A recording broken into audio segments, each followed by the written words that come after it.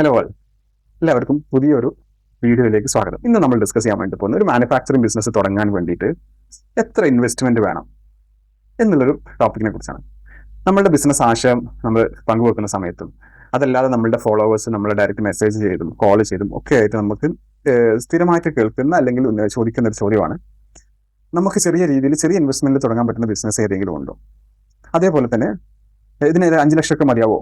ഏതെങ്കിലും ഒരു ആശയമൊക്കെ ആണെന്നുണ്ടെങ്കിൽ 5 ലക്ഷം മതിയാവും, അല്ലെങ്കിൽ 5 ലക്ഷമൊക്കെ വേണ്ടി വരില്ലേ, അല്ലെങ്കിൽ ഇതിന് കോടികളൊക്കെ വേണ്ടേ എന്ന് തുടങ്ങിയിട്ട് ക്യാപിറ്റൽ ഇൻവെസ്റ്റ്മെന്റുമായിട്ട് ബന്ധപ്പെട്ടുള്ള നിരവധി രീതിയിലുള്ള പല തരത്തിലുള്ള ക്വസ്റ്റ്യൻസ് നമ്മൾ നിരന്തരം നമ്മൾ കേൾക്കാറുള്ളതാണ്. അപ്പൊ അതിനുള്ള ഒരു ആൻസറാണ് നമ്മളുടെ ഇന്നത്തെ വീഡിയോ എന്ന് പറയുന്നത്. ഇതിലെന്താണ് ശരിക്കുള്ള സത്യം? ചെറിയ ഇൻവെസ്റ്റ്മെന്റ് 5 ലക്ഷം, 50 ലക്ഷം, 2 കോടി എന്താണ് ഇതിന് ശരിയായിട്ടുള്ളത്? അപ്പൊ നമ്മൾ മനസ്സിലാക്കേണ്ട ഒരു കാര്യം എന്ന് വെച്ചാൽ ക്യാപിറ്റൽ ഇൻവെസ്റ്റ്മെന്റ് എന്ന് പറഞ്ഞാൽ അതൊരു എമൗണ്ടിലല്ല, അതിന് പകരം അതൊരു സ്ട്രാറ്റജിയാണ്. നമ്മൾ അപ്ലൈ ചെയ്യുന്ന ബിസിനസ്സിലേക്ക് ഇറങ്ങുന്ന സമയത്ത് നമ്മൾ അപ്ലൈ ചെയ്യാൻ പോകുന്ന ഒരു സ്ട്രാറ്റജിയാണ് ശരിക്കും ഈ ഒരു ക്യാപിറ്റൽ ഇൻവെസ്റ്റ്മെന്റ് മൂലധനം എന്ന് പറയുന്നത്. ഇന്നത്തെ വീഡിയോ നമ്മൾ ഡിസ്കസ് ചെയ്യാൻ വേണ്ടി പോകുന്നത് എന്തൊക്കെയാണെന്ന് വെച്ച് കഴിഞ്ഞാൽ, നമ്മൾ ശരിക്കും എത്ര ക്യാപിറ്റൽ വേണം ഒരു ബിസിനസ്സിലേക്ക് നമ്മൾ ഇറങ്ങുന്ന സമയത്ത് എന്നതാണ്. ആളുകൾ ഈ ഒരു കാര്യത്തിൽ സ്ഥിരമായിട്ട് ചെയ്യുന്ന പിഴവുകൾ എന്തൊക്കെയാണ് എന്നുള്ളത്, എങ്ങനെ ചെറിയ പണം അതേപോലെ തന്നെ വലിയ സക്സസ് ആയിട്ടുള്ള ഒരു ബിസിനസ്സിലേക്ക് നമ്മളെ കൊണ്ടെത്തിക്കും, നമുക്ക് എങ്ങനെ ആ രീതിയിലേക്ക് മാറ്റിയെടുക്കാൻ വേണ്ടി പറ്റും എന്നുള്ളത്. അതേപോലെ തന്നെ ക്യാപിറ്റലായിട്ട് നമ്മൾ ഇൻവെസ്റ്റ് ചെയ്യുന്ന എമൗണ്ട് എങ്ങനെ നമുക്ക് മൾട്ടിപ്ലൈ ചെയ്യാം. നമ്മൾ ബിസിനസ്സിലേക്ക് ഇറങ്ങുന്നതിന് നല്ല മൂല്യമുള്ള ആളുകൾക്ക് ഉപകാരപ്പെടുന്ന രീതിയിലുള്ള സർവീസോ പ്രൊഡക്റ്റോ കൊടുത്തുകൊണ്ട് നമ്മൾ ഇറക്കുന്ന ഇൻവെസ്റ്റ്മെന്റ് നമ്മൾ അതിനെ ഇരട്ടിപ്പിക്കുക എന്നുള്ളതാണ്, സമ്പാദ്യം നമുക്ക് ഉണ്ടാക്കാൻ വേണ്ടി പറ്റുക എന്നുള്ളതാണ് നമ്മൾ ഇതിന്റെ ലക്ഷ്യം എന്ന് പറയുന്നത്. അപ്പോൾ അതുകൊണ്ട് തന്നെ എങ്ങനെ എന്ത് ചെയ്ത് കഴിഞ്ഞാൽ, എന്ത് രീതിയിൽ നമ്മൾ ബിസിനസ്സിനെ കണ്ടു കഴിഞ്ഞാൽ, ട്രീറ്റ് ചെയ്ത് കഴിഞ്ഞാൽ നമ്മുടെ ഇൻവെസ്റ്റ്മെന്റ് നമുക്ക് മൾട്ടിപ്ലൈ ചെയ്യാൻ വേണ്ടി പറ്റും എന്നുള്ളത്.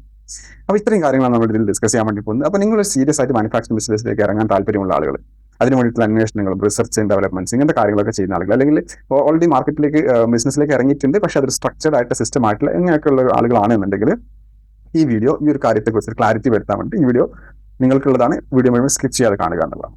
ഫസ്റ്റ് ആയിട്ട് നമ്മൾ ചെയ്യാൻ പോകുന്നത് വെച്ചാൽ ഈ കാര്യത്തിലുള്ള ഒരുപാട് തെറ്റിദ്ധാരണകളുണ്ട്. ആക്ച്വലി ക്യാപിറ്റൽ ഇൻവെസ്റ്റ്മെന്റ് മൂലധനത്തെക്കുറിച്ചുള്ള തെറ്റിദ്ധാരണകളുണ്ട് ഒരുപാട് മാർക്കറ്റിൽ പല ആളുകൾ. ഒന്നാമത് വെച്ചാൽ ഒരുപാട് പൈസ ഉണ്ടെങ്കിൽ ഈ രംഗത്തേക്ക് ഇറങ്ങാൻ പറ്റുള്ളൂ, ലക്ഷങ്ങളൊക്കെ വേണം നമ്മുടെ കയ്യിൽ എന്നുള്ളതാണ് ഒരു തെറ്റിദ്ധാരണ. അതുപോലെ ഒരുപാട് പൈസ ഉണ്ടെങ്കിൽ ആ ബിസിനസ്സിനെ സക്സസ് ആക്കാൻ വേണ്ടി പറ്റൂ എന്നുള്ളത് അത് വളരെ തെറ്റായ ഒരു ധാരണയാണ്. ആക്ച്വലി ഒരുപാട് പൈസ കൂടുതൽ പണം എങ്കിൽ മാത്രമേ സക്സസ് ആവുന്നുണ്ട്. അതിന് പകരം നമ്മുടെ അടുത്ത് എത്രയാണോ പണം ഉള്ളത് അതിന് കറക്റ്റ് ആയിട്ടുള്ള പ്രോപ്പർ ആയിട്ടുള്ള യൂട്ടിലൈസേഷൻ ആണ് അതിന്റെ ശരിയായ മെത്തേഡ് എന്ന് പറയുന്നത്.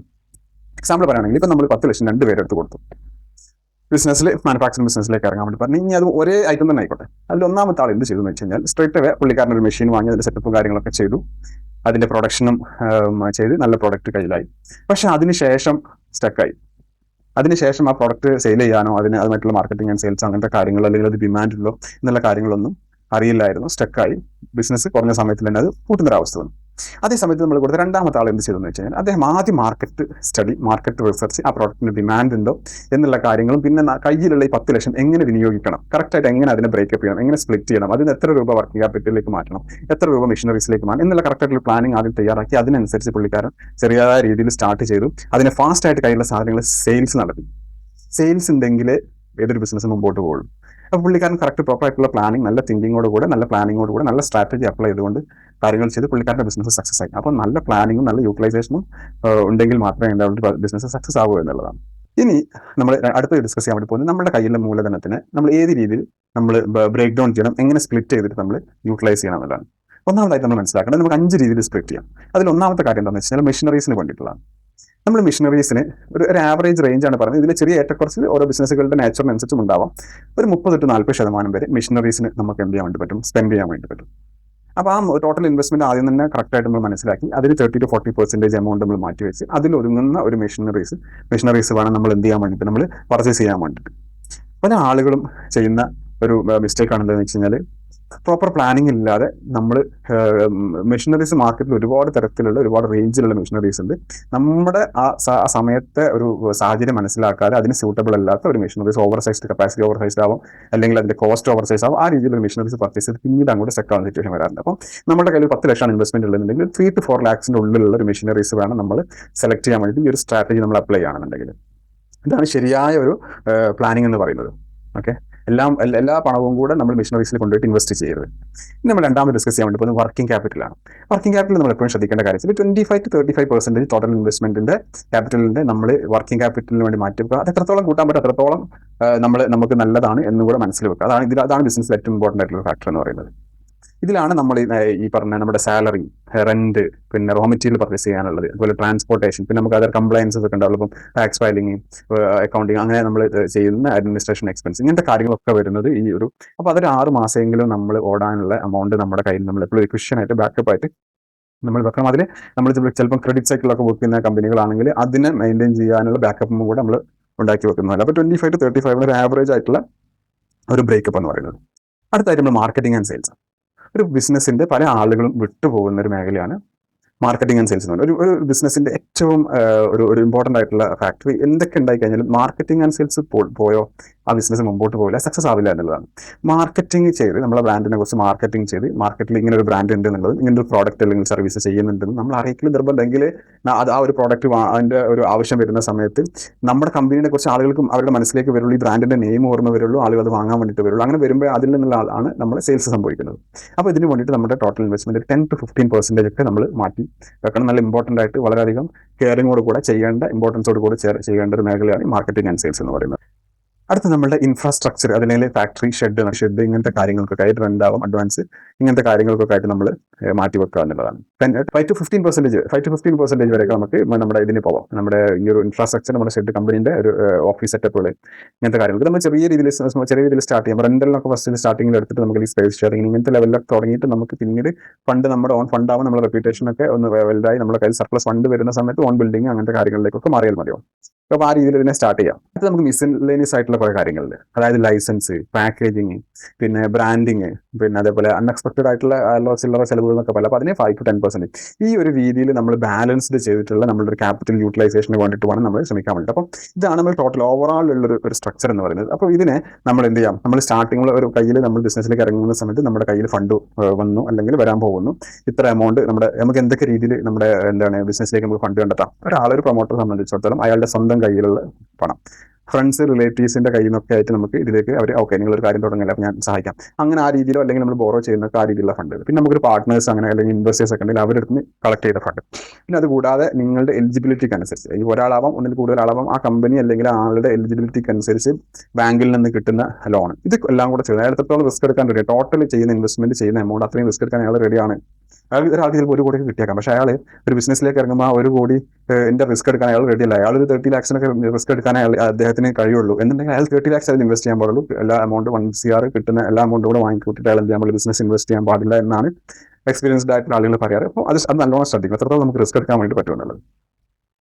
അപ്പോൾ നമ്മൾ ഫൈനലി ഇത്രയാണ് ഞാൻ ഇതിന്റെ ബിസിനസ്സിലേക്ക് ഇൻവെസ്റ്റ് ചെയ്യാൻ വേണ്ടി പോകുന്ന ക്യാപിറ്റൽ ഇൻവെസ്റ്റ്മെന്റ് എന്ന് മനസ്സിലാക്കി കഴിഞ്ഞാൽ, നമ്മൾ നേരത്തെ പറഞ്ഞ 5 ബ്രേക്ക് ഡൗൺ നമ്മൾ പറഞ്ഞ് എക്സ്പ്ലെയിൻ ചെയ്ത് ആ ഒരു രീതിയിൽ നമ്മൾ നല്ലൊരു ബഡ്ജറ്റ് ഉണ്ടാക്കുക. ഓരോ 5 സെഗ്മെന്റിന്റെയും താഴേക്ക് നമ്മൾ ഓരോ സെഗ്മെന്റിലും വരുന്നതിന് ഇതിന് എത്ര എമൗണ്ട്, ഇതിന് എത്ര നല്ല രീതിയിൽ നമ്മളൊരു ടോട്ടൽ അതൊന്ന് ടാലി ചെയ്ത് വെക്കാം. എന്നാൽ അത് ചെയ്യുന്ന സമയത്ത് നിങ്ങൾ അതിൽ ഓരോ കാര്യങ്ങളും എക്സിക്യൂഷൻ സ്റ്റാർട്ട് ചെയ്യുന്ന സമയത്ത് കുറച്ച് അങ്ങോട്ടും ഇങ്ങോട്ടൊക്കെ ഉണ്ട്. പക്ഷേ ഓവറോൾ ഒരു ഭാഗത്ത് നമുക്ക് കൂടിക്കഴിഞ്ഞാലും അത് വേറൊരു സ്ഥലത്ത് അതിനെ കോമ്പൻസേറ്റ് ചെയ്ത് നമ്മൾ ടോട്ടലി എന്ത് ചെയ്യണം, ഫൈനലി നമുക്ക് ഒന്ന് ടാലി ചെയ്ത് ബാലൻസ് ചെയ്തിട്ട് നമുക്ക് അതിനെ പ്രോപ്പറായിട്ട് മുമ്പോട്ട് കൊണ്ടുപോകാൻ വേണ്ടിയിട്ട് നമുക്ക് പറ്റണം എന്നുള്ളതാണ്. ഓക്കെ, ഇതാണ് ഇതിന്റെ ഒരു സ്ട്രക്ചർ എന്ന് പറയുന്നത്. നമുക്ക് കുറച്ച് മിസ്റ്റേക്കുകൾ ജനറലി മാർക്കറ്റിൽ ബിസിനസ്സിലേക്ക് ഇറങ്ങുന്ന സമയത്ത് ആളുകൾക്ക് സംഭവിക്കുന്ന മിസ്റ്റേക്കുകൾ എന്തൊക്കെയാണ് നമുക്കൊന്ന് പരിശോധിച്ച് നോക്കാം. നമ്മൾ എന്തൊക്കെ ചെയ്യണം എന്ന് പഠിക്കുന്നതിനേക്കാളും അല്ലെങ്കിൽ അതിനോടൊപ്പം ഇമ്പോർട്ടൻസ് ഉള്ള കാര്യം നമ്മൾ എന്ത് ചെയ്യരുത് എന്നുള്ളത് വളരെയധികം ഇമ്പോർട്ടൻ്റ് ആണ്. അപ്പം മുമ്പ് ആളുകൾ ചെയ്തിട്ടില്ല, അല്ലെങ്കിൽ മാർക്കറ്റിൽ ചെയ്തുകൊണ്ടിരിക്കുന്ന മിസ്റ്റേക്കുകൾ നമ്മൾ അതുപോലെ ഇമ്പോർട്ടൻസ് ആയിട്ട് മനസ്സിലാക്കണം. അത് നമ്മൾ ചെയ്യാതെ നമ്മൾ ശ്രദ്ധിക്കണം. അതിന് വേണ്ടിയിട്ടാണ് ഈ ഒരു പോയിന്റ് നമ്മൾ ഡിസ്കസ് ചെയ്യുന്നത്. 1ാമത്തെ മിസ്റ്റേക്കാണ് എല്ലാ എമൗണ്ടും കൂടെ, എല്ലാ കയ്യിലുള്ള ഇതും കൂടെ, ഇൻവെസ്റ്റ്മെന്റിനും കൂടെ മിഷനറീസിന് വേണ്ടി സ്പെൻഡ് ചെയ്യും. പല ആളുകളും ചെയ്യുന്നൊരു മിസ്റ്റേക്കാണ്. അത് എന്തുകൊണ്ടാണ് സംഭവിക്കുന്നത് വെച്ച് കഴിഞ്ഞാൽ, എന്തെങ്കിലും ഒരു ആശയം എവിടെയെങ്കിലും കാണുന്ന സമയത്ത് അതിന് എത്രയാണോ ഇൻവെസ്റ്റ്മെന്റ്, ആ ഇൻവെസ്റ്റ്മെന്റ് ആണ് ഇതിലേക്ക് കൊണ്ടുവരാൻ വേണ്ടി ശ്രമിക്കും പല ആളുകളും. കംപ്ലീറ്റ് മണി ഇൻവെസ്റ്റ്, അപ്പോൾ ബാക്കിയുള്ള വർക്കിംഗ് ക്യാപിറ്റലിന്റെ റൺ ചെയ്യാനും ബാക്കിയുള്ള കാര്യങ്ങൾക്ക് ഫണ്ടില്ലാതെ വരും. അപ്പോൾ അങ്ങനെ ഒരിക്കലും ഒരു ബിസിനസ്സിലേക്ക് നിങ്ങൾ ഒരു പ്രോപ്പർ പ്ലാനിങ് ഇല്ലാതെ നിങ്ങളൊരു ഫസ്റ്റ് 1 രൂപയാണെങ്കിൽ പോലും അത് ആ രീതിയിൽ പ്ലാനിങ്ങോടല്ലാതെ ഇൻവെസ്റ്റ് ചെയ്യുന്നതാണ്. 2ാമത് no working capital. Working capital എത്ര ആവുന്നു കറക്റ്റ് പ്രോപ്പർ കാൽക്കുലേഷൻസും ബാക്കിയുള്ള കാര്യങ്ങളൊന്നും ഇല്ലാതെ ബിസിനസ്സിലേക്ക് ഇറങ്ങാന്നുള്ളതാണ് അടുത്തൊരു മിസ്റ്റേക്ക് മിക്കവാറും ആളുകൾ ചെയ്യുന്നത്.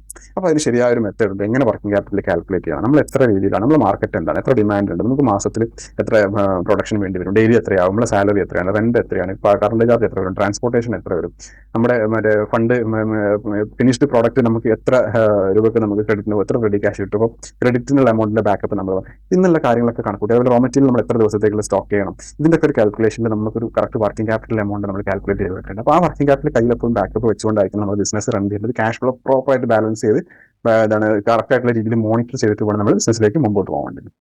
അടുത്ത് വരുന്നൊരു മിസ്റ്റേക്കാണ് പ്രോപ്പർ ആയിട്ടുള്ള ഒരു മാർക്കറ്റ് റിസർച്ച് അല്ലെങ്കിൽ മാർക്കറ്റ് വാലിഡേഷൻ ചെയ്യാതെ ബിസിനസ്സിലേക്ക് ഇറങ്ങുന്നത്. ഈ ഒരു സംഭവത്തിൽ നമ്മൾ എന്താ ശ്രദ്ധിക്കേണ്ടതെന്ന് വെച്ച് കഴിഞ്ഞാൽ, നമ്മൾ ഏതൊരു പ്രൊഡക്റ്റ് ആണെങ്കിലും ആ പ്രൊഡക്റ്റിന്റെ മാർക്കറ്റിലെ നിലവിലുള്ള സ്ഥിതി എന്താണ്, നമ്മുടെ മാർക്കറ്റിൽ ആ മേഖലയിൽ ആരൊക്കെയാണ് പ്രോഡക്റ്റുകൾ കൊടുക്കുന്നത്, ആ പ്രൊഡക്റ്റിൽ കസ്റ്റമേഴ്സ് ഹാപ്പിയാണോ, അല്ലെങ്കിൽ അതിന്റെ റീറ്റെയിലേഴ്സ് ആ ഒരു പ്രോഡക്റ്റ് അതിന്റെ തരുന്ന കമ്പനികളുടെ കാര്യത്തിൽ ഹാപ്പിയാണോ, കറക്റ്റ് സമയത്ത് സാധനം കിട്ടുന്നുണ്ടോ, നല്ല ക്വാളിറ്റി ആണോ, അല്ലെങ്കിൽ അത് ഓവർ പ്രൈസ്ഡ് ആണോ, നമുക്ക് ലോക്കലി മാനുഫാക്ചർ ചെയ്ത് കഴിഞ്ഞാൽ ഈ ആളുകൾ നമ്മുടെ അടുത്ത് വാങ്ങുമോ എന്നുള്ള രീതിയിലുള്ള ഒരുപാട് കാര്യങ്ങൾ ചെക്ക് ചെയ്തിട്ട് മാർക്കറ്റ് റിസർച്ച് ചെയ്തിട്ട് വേണം നമ്മൾ ആ പ്രോഡക്റ്റ് ഫൈനലൈസ് ചെയ്യാൻ തന്നെ. അത് പ്രൊഡ്യൂസ് ചെയ്യാനുള്ള റോ മെറ്റീരിയൽ നമ്മുടെ നാട്ടിൽ അവൈലബിൾ ആണോ, അല്ലെങ്കിൽ അത് ചെയ്യാനുള്ള വിദഗ്ധരായ തൊഴിലാളികൾ നമുക്ക് കിട്ടും. ഇത്തരം കാര്യങ്ങളൊക്കെ സ്റ്റഡി ചെയ്തിട്ട് വേണം നമ്മളൊരു പ്രോഡക്റ്റ് ഫൈനലൈസ് ചെയ്യാൻ വേണ്ടി. അതുകൊണ്ട് മാർക്കറ്റ് റിസർച്ച്, മാർക്കറ്റ് വാലിഡേഷൻ ചെയ്യാതെ പല ആളുകളും ഇറങ്ങുന്നത് കാണാം. അപ്പം അത് ഒഴിവാക്കാൻ വേണ്ടിയിട്ട് പിന്നെ ഒരു കൂട്ടർ ആളുകൾ ചെയ്യുന്ന ഒരു മിസ്റ്റേക്കാണ് ഓവർ സെറ്റപ്പ് ചെയ്യും. നമ്മുടെ ഓരോ സ്റ്റേജിനനുസരിച്ചും നമ്മുടെ നേരത്തെ പറഞ്ഞ ഇത് ബ്രേക്കപ്പിൽ മേലേക്ക് ഓവറായിട്ട് 5 to 15% ആണ് നമ്മുടെ സെറ്റപ്പുകൾ ഒക്കെപ്പാടായിട്ട് പറഞ്ഞത്. അതായത് നമ്മുടെ ഷെഡ്, ഇന്റീരിയർ, ഓഫീസ് കാര്യം. അപ്പോൾ അതിനെക്കാട്ടും കൂടുതൽ ഓവറായിട്ട് ഇന്റീരിയറിലും ബിൽഡിങ്ങിലും അങ്ങനത്തെ കാര്യങ്ങളൊക്കെ സ്പെൻഡ്. ശരിക്കും നമ്മുടെ കസ്റ്റമേഴ്സ് നമ്മുടെ ഓഫീസിലേക്കോ അങ്ങനത്തെ സ്ഥലങ്ങളിലേക്ക് വരില്ല എന്നുണ്ടെങ്കിൽ, നമ്മുടെ ബിസിനസ് അത് ഡിമാൻഡ് ചെയ്യുന്നില്ല എന്നുണ്ടെങ്കിൽ നമ്മൾ ഒരിക്കലും എന്ത് ചെയ്യാൻ നിൽക്കരുത്, അങ്ങനത്തെ ഒരു സെറ്റപ്പിലേക്ക് പോകാൻ നിൽക്കരുത്. നമ്മൾ ചെറിയ രീതിയിൽ സ്റ്റാർട്ട് ചെയ്യാം, പിന്നെ സ്ലോലി എന്ത് ചെയ്യുക, സ്കെയിലപ്പ് ചെയ്യാൻ വേണ്ടി ശ്രമിക്കുക എന്നുള്ളതാണ്. ഇനി നമ്മൾ ഡിസ്കസ് ചെയ്യാൻ വേണ്ടി പോകുന്നത് മാനുഫാക്ചറിംഗ് ബിസിനസ്സിൽ സ്മാർട്ട് ആയിട്ടുള്ള കുറച്ച് സ്ട്രാറ്റജീസ് ഉണ്ട്. ക്യാപിറ്റൽ എക്സ്പെൻഡിച്ചറിന്റെ കാര്യത്തിൽ നമ്മൾ ക്യാപിറ്റൽ ഇൻവെസ്റ്റ്മെന്റ് അതിനൊക്കെ ശരിയായ രീതിയിൽ യൂട്ടിലൈസ് ചെയ്യുന്ന കാലത്ത് നല്ല കുറച്ച് സ്ട്രാറ്റജീസ് ഉണ്ട്. അത് സക്സസ് ആയിട്ടുള്ള സ്ട്രാറ്റജീസ് ആണ്. അത് നമുക്കൊന്ന് ഡിസ്കസ് ചെയ്യാം. ഒന്നാമത്തെ സ്ട്രാറ്റജി എന്താ വെച്ചാൽ സ്റ്റാർട്ട് സ്മോൾ, സ്കെയിൽ ഫാസ്റ്റ്. നമ്മൾ ചെറിയ രീതിയിൽ സ്റ്റാർട്ട് ചെയ്യാം. എത്രത്തോളം ചെറുതാക്കാൻ പറ്റുമോ, സിംപ്ലിഫൈ ചെയ്യാൻ പറ്റുമോ ആ രീതിയിൽ നമ്മൾ സ്റ്റാർട്ട് ചെയ്യുക. എന്നിട്ട് നമ്മൾ അതിനെ എന്ത് ചെയ്യുക വെച്ചാൽ നമ്മൾ സ്ലോലി അതിനെ ഡെവലപ്പ് ചെയ്ത് വളരെ വളരെ ഫാസ്റ്റ് ആയിട്ട് എന്ത് ചെയ്യുക, സ്കെയിൽ ചെയ്യുക. ഓക്കെ, സ്ലോലി സ്റ്റാർട്ട് ചെയ്യുക, ഫാസ്റ്റ് ആയിട്ട് സ്കെയിൽ ചെയ്യുക. അതായത് നമ്മൾ അതിനെ എക്സ്പാൻഡ് ചെയ്യുക, അടുത്തടുത്ത ലെവലിലേക്ക്. നമുക്ക് കൃത്യമായ ധാരണ വേണം നമ്മളൊരു ബിസിനസ് സ്റ്റാർട്ട് ചെയ്യുന്ന സമയത്ത് അതിന്റെ ഏറ്റവും പീക്ക് ലെവൽ എന്താണെന്നുള്ളത്, നമുക്ക് ഏതറ്റം വരെ നമുക്ക് എത്താൻ വേണ്ടി പറ്റുന്നുള്ളത്. അപ്പോൾ അതിനനുസരിച്ച് നമ്മൾ എന്ത് ചെയ്യണമെന്ന് വെച്ച് കഴിഞ്ഞാൽ, നമ്മൾ ചെറിയ രീതിയിൽ സ്റ്റാർട്ട് ചെയ്തിട്ട് നമ്മളുടെ അൾട്ടിമേറ്റ്ലി നമുക്ക് എത്താനുള്ള ഗോളിലേക്ക് എത്തപ്പെടേണ്ട സ്ഥലത്തേക്ക് നമ്മൾ ഓരോ സ്റ്റേജ് എത്തുന്ന സമയത്ത് ഇമ്മീഡിയറ്റ്ലി നമ്മൾ ഫാസ്റ്റ് ആയിട്ട് അതിനുള്ള സ്റ്റെപ്പുകൾ എടുത്തുകൊണ്ടിരിക്കുന്നത്. അതാണ് ഒരു ഫസ്റ്റ് സ്ട്രാറ്റജി എന്ന് പറയുന്നത്. രണ്ടാമത് നമ്മളൊരു പ്രീസെയിൽ മോഡൽ. പ്രീസെയിൽ എന്ന് പറയുമ്പോൾ നമുക്ക് ഓരോ മാസം അല്ലെങ്കിൽ ആഴ്ചയിലും നമ്മൾ നമ്മുടെ കസ്റ്റമേഴ്സിനെ, നമ്മുടെ പ്രോഡക്റ്റ് വാങ്ങുന്ന ആളുകളെ നല്ലൊരു നെറ്റ്വർക്ക് നമ്മൾ ഉണ്ടാക്കുക എന്നുള്ളതാണ് നമ്മളുടെ ഒരു സെയിൽസിലെ ഏറ്റവും ഇമ്പോർട്ടൻ്റ് ആയിട്ടുള്ള ഒരു ഫാക്ടർ. അപ്പോൾ അതിന് നമ്മൾ അവർ നെറ്റ്വർക്ക് എന്നാണ്. അതായത് നമുക്ക് എത്രത്തോളം കണക്ഷൻസ് ഉണ്ടോ അതാണ് നമ്മുടെ ഏറ്റവും വലിയ സമ്പാദ്യം എന്ന് പറയുന്നത്. അപ്പോൾ ഏറ്റവും കൂടുതലായിട്ട് എത്രത്തോളം ആളുകളെ നമ്മുടെ നെറ്റ്വർക്കിലേക്ക് നമ്മുടെ പ്രൊഡക്റ്റ് പരിചയപ്പെടുത്താനും അത് വാങ്ങുന്ന ആളുകളാക്കി മാറ്റാനും നമുക്ക് പറ്റും. അതാണ് നമ്മുടെ വിജയം ഒരു കമ്പനിയുടെ. നല്ല സർവീസും നല്ല കമ്മ്യൂണിക്കേഷൻസും നല്ലൊരു സർവീസ് ഒക്കെ പ്രൊവൈഡ് ചെയ്ത് നല്ലൊരു കസ്റ്റമർ റിലേഷൻഷിപ്പ് ബിൽഡ് ചെയ്തിട്ട്. അപ്പോൾ നമ്മൾ എന്ത് ചെയ്യാന്ന് വെച്ചാൽ ഓരോ ആഴ്ച അല്ലെങ്കിൽ ഒരു മാസത്തിന്റെ നമ്മുടെ ഓരോ പ്രോഡക്റ്റിന്റെ ഫ്രീക്വൻസി അതിന്റെ നാച്ചുറലിനനുസരിച്ച് എന്ത് ചെയ്യാന്ന് വെച്ചാൽ എത്രത്തോളം പ്രോഡക്റ്റ് ഓരോ പാർട്ടിക്കും നമുക്ക് ആവശ്യമുണ്ട് ഈ ഒരു വീക്കിലേക്ക് അല്ലെങ്കിൽ ഈ ഒരു മാസത്തിലേക്ക്, അത് നമ്മൾ എന്ത് ചെയ്യാന്ന് വെച്ചാൽ അവരുടെ അഡ്വാൻസ് ആയിട്ട് ഓർഡർ എടുക്കുക. എത്ര വേണ്ടി സാറേ, എന്താണ് നിങ്ങൾക്ക് ഈ ഒരു മാസം, ഏപ്രിൽ മാസം അല്ലെങ്കിൽ മെയ് മാസത്തിൽ നിങ്ങൾക്ക് എത്ര വേണ്ടി, അല്ലെങ്കിൽ അടുത്ത 2 ആഴ്ചയിലേക്ക് നിങ്ങൾക്ക് എത്ര പ്രോഡക്റ്റ് ആവശ്യം എന്നുള്ള കറക്റ്റ് ആയിട്ടുള്ള ഒരു കണക്കനുസരിച്ച് ആവശ്യത്തിനനുസരിച്ച് മാത്രം നമ്മൾ എന്ത് ചെയ്യുക, നമ്മൾ പ്രൊഡക്ഷൻ കൊണ്ടുപോകാം. അങ്ങനെ ആകുന്ന സമയത്ത് നമുക്ക് ഒരുപാട് എന്ത് ചെയ്യില്ല വേസ്റ്റ്. പ്രത്യേകിച്ച് നമ്മൾ ഈ എക്സ്പയറി ഡേറ്റ് ഒക്കെ ഉള്ള പ്രൊഡക്റ്റ് ആണെന്നുണ്ടെങ്കിൽ അത് തീർച്ചയായിട്ടും ഇങ്ങനത്തെ കാര്യങ്ങൾ ശ്രദ്ധിച്ചിട്ട് വേണം അത് ചെയ്യാൻ. അല്ലാന്നുണ്ടെങ്കിൽ നമുക്ക് ഒരുപാട് സംഭവം നഷ്ടപ്പെടുന്നൊരു സാഹചര്യം വരും. അപ്പോൾ പ്രീസെയിൽ ഓർഡർ എടുത്തിട്ട് നമ്മൾ എന്ത് ചെയ്യാൻ നോക്കുക, സീറോ റിസ്ക് പാറ്റേണിൽ ലീൻ ഒരു മെത്തേഡ് നമ്മൾ ചെയ്യാൻ വേണ്ടി പോകും. വേസ്റ്റേജ് കുറഞ്ഞിട്ടുള്ള സംഭവത്തിൽ ചെയ്യാൻ വേണ്ടി നോക്കാം. അടുത്തൊരു സ്ട്രാറ്റജിയാണ് ഔട്ട്സോഴ്സ് പ്രൊഡക്ഷൻ. ഇപ്പോൾ നമുക്ക് നമ്മുടെ ക്യാപിറ്റൽ ഇൻവെസ്റ്റ്മെന്റിൽ നമ്മൾ നേരത്തെ പറഞ്ഞ ഒരു സ്ട്രാറ്റജി നമ്മൾ അപ്ലൈ ചെയ്തിട്ട് നമുക്ക് മെഷീനറീസിന് മാറ്റിവെച്ച എമൗണ്ട് കൊണ്ട് നമ്മളുടെ പ്രോഡക്റ്റിന് ആവശ്യമുള്ള പ്രൊഡക്റ്റിന്റെ മെഷീനറീസ് വാങ്ങാനുള്ള ഫണ്ട് നമുക്ക് അവൈലബിൾ അല്ല. അപ്പോൾ അങ്ങനെ ആകുമ്പോൾ എന്ത് ചെയ്യും? അപ്പോൾ നമ്മൾ എന്താ ചെയ്യേണ്ടത് വെച്ചാൽ ഔട്ട്സോഴ്സ് ചെയ്യാം. നമ്മളുടെ ആ പ്രോഡക്റ്റ് ഔട്ട്സോഴ്സ് ചെയ്യുന്ന കമ്പനികൾ, അതായത് ഔട്ട്സോഴ്സ് ചെയ്യാന്ന് പറഞ്ഞു കഴിഞ്ഞാൽ വേറെ ആളുകൾക്ക് വേണ്ടി മാനുഫാക്ചർ ചെയ്ത് കൊടുക്കുന്ന കമ്പനികൾ ഉണ്ടെങ്കിൽ, തേർഡ് പാർട്ടി മാനുഫാക്ചർ ചെയ്യുന്ന ആളുകൾ ഉണ്ടെങ്കിൽ നമ്മുടെ ബ്രാൻഡിൽ അവരെ കൊണ്ട് അത് മാനുഫാക്ചർ ചെയ്യാം. അപ്പോൾ അതിന് വേണ്ടി ശ്രമിക്കും. എന്നിട്ട് എന്ത് ചെയ്യുക, സ്ലോലി പിന്നീട് നമ്മുടെ ഫിനാൻഷ്യലി നമ്മൾ സ്റ്റേബിൾ ആവുന്ന സമയത്ത് നമുക്ക് അതിൽ ആവശ്യത്തിലുള്ള സർപ്ലസ് ഫണ്ട് ഉണ്ടാകുന്ന സമയത്തൊക്കെ നമുക്ക് എന്ത് ചെയ്യാം, നമ്മുടെ ഓൺ മാനുഫാക്ചറിംഗിലേക്ക് നമുക്ക് മാറ്റാൻ വേണ്ടിയിട്ട് പറ്റും. അടുത്തെന്താ വെച്ചാൽ നമ്മുടെ ക്യാപിറ്റൽ നമ്മൾ റൊട്ടേറ്റ് ക്യാപിറ്റൽ ഫാസ്റ്റ് എന്ന് പറഞ്ഞു കഴിഞ്ഞാൽ നമ്മുടെ കയ്യിലുള്ള എമൗണ്ട് നമ്മൾ എത്ര പെട്ടെന്ന് നമുക്ക് റൊട്ടേറ്റ് ചെയ്യാൻ വേണ്ടി പറ്റും. നമ്മൾ മാർക്കറ്റിൽ നമ്മൾ പ്രൊഡക്റ്റ് കൊടുത്തു, മാക്സിമം റെഡി ക്യാഷ് മേടിക്കാൻ നോക്കാം. നെക്സ്റ്റ് നമ്മൾ വളരെ കെയർഫുൾ ആയിട്ട് ക്രെഡിറ്റ് നല്ല രീതിയിൽ കൺട്രോൾ ചെയ്തിട്ട് നമ്മൾ എന്ത് ചെയ്യാൻ വേണ്ടി നോക്കാം, നമ്മൾ ഈ ക്യാഷിനെ നമ്മൾ തിരിച്ചെത്തിക്കാനും അതിനെ റൊട്ടേറ്റ് ചെയ്യാൻ വേണ്ടിയിട്ട് നമ്മൾ ശ്രമിക്കുക എന്നുള്ളതാണ്. അപ്പോൾ അങ്ങനെ ആവുന്ന സമയത്ത് നമ്മുടെ കയ്യിലുള്ള ഫണ്ട് എത്രത്തോളം നമുക്ക് റൊട്ടേറ്റ് ചെയ്യാൻ വേണ്ടിയിട്ട് പറ്റും, അതാണ് നമ്മുടെ ബിസിനസ്സിലെ വിജയം എന്ന് പറയുന്നത്. നമ്മുടെ ക്യാപിറ്റൽ മൂലധനം എത്ര പ്രാവശ്യം നമ്മൾ ഒരു മാസത്തിൽ അല്ലെങ്കിൽ ഒരു വർഷത്തിൽ നമ്മൾ റൊട്ടേറ്റ് ചെയ്യുന്നു, ഓരോ റൊട്ടേഷനിലും നമ്മുടെ പ്രോഫിറ്റ് ഇതിലേക്ക് മൂലധനത്തിലേക്ക് ആഡ് ചെയ്യണം. അപ്പോൾ ഈ ഒരു ഫിലോസഫി അപ്ലൈ ചെയ്യാൻ പറ്റാതെ വരുമ്പോഴാണ് മിക്കവാറും ആളുകൾ ഫെയിലിയർ ആവുക. അപ്പോൾ അത് കറക്റ്റ് ആയിട്ടുള്ള ഒരു ഫോളോ അപ്പ് വേണം നമ്മുടെ ഫണ്ട് കളക്ട് ചെയ്യുന്ന കാര്യത്തിൽ, അതേപോലെ തന്നെ നമ്മുടെ സ്ട്രാറ്റജിയുടെ കാര്യത്തിലും, ഏത് ക്രെഡിറ്റ് കൊടുക്കുന്ന കാര്യത്തിലും, അതേപോലെ തന്നെ കളക്ട് ചെയ്യുന്ന കാര്യത്തിൽ. അതേപോലെ തന്നെ റീ ഇൻവെസ്റ്റ് പ്രോഫിറ്റ് അടുത്തൊരു സ്ട്രാറ്റജി, വളരെ ഇമ്പോർട്ടൻ്റ് ആയിട്ടുള്ള ഒരു സ്ട്രാറ്റജിയാണ്. റീ ഇൻവെസ്റ്റ് പ്രോഫിറ്റ് എന്ന് പറഞ്ഞാൽ ബിസിനസ്സിൽ നമ്മൾ മൂലധനം ഇൻവെസ്റ്റ് ചെയ്ത് നമ്മുടെ ബിസിനസ്സൊക്കെ മുമ്പോട്ട് പോകുന്നു. അപ്പോൾ അതിലൊരു പ്രോഫിറ്റ് വന്നു പോകും. പ്രോഫിറ്റ് വരുന്ന സമയത്ത് നമ്മൾ ആ പ്രോഫിറ്റ് ഒന്ന് വിഡ്രോ ചെയ്യാൻ നിൽക്കരുത്. അതിന് നമ്മൾ അതിൽ തന്നെ റീഇൻവെസ്റ്റ് ചെയ്യുക. റീഇൻവെസ്റ്റ് ചെയ്ത് ആ എമൗണ്ട് കൊണ്ട് നമ്മുടെ കമ്പനി നമ്മൾ ഏത് അറ്റം വരെ നമ്മൾ അൾട്ടിമേറ്റ് ആയിട്ട് ഏത് ലെവലിലേക്കാണോ കമ്പനിനെ നമ്മൾ ഉയർത്തിക്കൊണ്ടുവരാൻ വേണ്ടിയിട്ട് അല്ലെങ്കിൽ എത്താൻ വേണ്ടിയിട്ട് നമ്മൾ പ്ലാൻ ചെയ്തിട്ടുള്ളത്, ആ ലെവലിൽ എത്തുന്നത് വരെ നമ്മുടെ പ്രോഫിറ്റ് അതിൽ നമ്മൾ റീഇൻവെസ്റ്റ് ചെയ്ത് അതിനെ ഒരു ഫുൾ ഫ്ലഡ്ജ് മോഡലിലേക്ക് ആക്കുന്നത് വരെ റീഇൻവെസ്റ്റ് ചെയ്യാൻ വേണ്ടിയിട്ട് ശ്രമിക്കുക എന്നുള്ളതാണ്.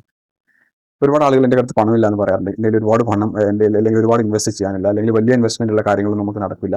ഇങ്ങനെയൊക്കെ പറയുന്ന ആളുകളുടെ അടുത്ത് പറയാനുള്ളത്, എത്ര ഫണ്ട് ഉണ്ടെങ്കിലും അതിനെ എങ്ങനെ കറക്റ്റ് യൂട്ടിലൈസ് ചെയ്തിട്ട് നമ്മൾ കണ്ടെത്തിയ നല്ലൊരു മാനുഫാക്ചറിംഗ് ബിസിനസ്സിനെ നമുക്ക് വലുതാക്കാം എന്നുള്ളതാണ് നമ്മൾ ഇതിലൂടെ ശ്രദ്ധിക്കുന്നത്, ഇതിലൂടെ പഠിക്കുന്നത്. നല്ലൊരു ഫിനാൻസ് പ്ലാനിങ്ങിലൂടെ ക്യാപിറ്റൽ ഇൻവെസ്റ്റ്മെന്റ് എക്സ്പെൻഡിച്ചർ അല്ലെങ്കിൽ അതിന്റെ യൂട്ടിലൈസേഷനിലൂടെ നമ്മൾ പഠിക്കുന്നത്.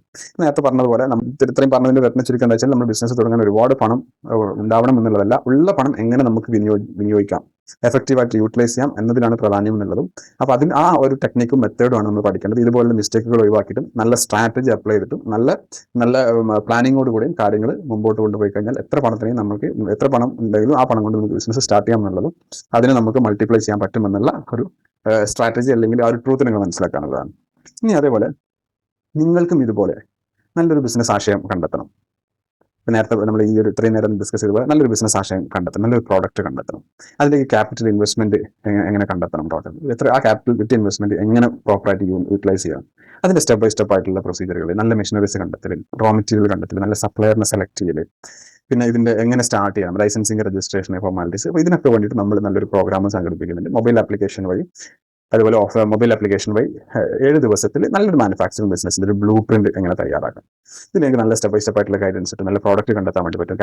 ക്യാപിറ്റൽ എങ്ങനെ വിനിയോഗിക്കാമെന്നും എങ്ങനെ കണ്ടെത്താമെന്നും എങ്ങനെ വിനിയോഗിക്കാമെന്നും, പിന്നെ അതിന്റെ മെഷീനറീസ് എങ്ങനെ കണ്ടെത്തണം, അതിന്റെ പ്രോസസ് ട്രെയിനിങ് എങ്ങനെ കിട്ടും, റോ മെറ്റീരിയൽസിന്റെ ഇതിന്റെ കോസ്റ്റിങ്ങും പ്രോഫിറ്റ് കാൽക്കുലേഷൻസും, പിന്നെ അതുപോലെ തന്നെ ഇതിന്റെ മാർക്കറ്റിംഗ് ആൻഡ് സെയിൽസ് എങ്ങനെ, ഇതിന്റെ വ്യക്തമായ പ്ലാനിങ്ങോട് കൂടെ ബിസിനസ്സിലേക്ക് ഇറങ്ങാൻ വേണ്ടി നിങ്ങളെ സഹായിക്കുന്ന ഒരു പ്രോഗ്രാമാണ്. അപ്പോൾ അതിനെക്കുറിച്ച് കൂടുതൽ അറിയാൻ താല്പര്യം ഉണ്ടെന്നുണ്ടെങ്കിൽ നമ്മുടെ താഴെ കൊടുത്ത നമ്പറിൽ നിങ്ങൾക്ക് ബന്ധപ്പെടാവുന്നതാണ്.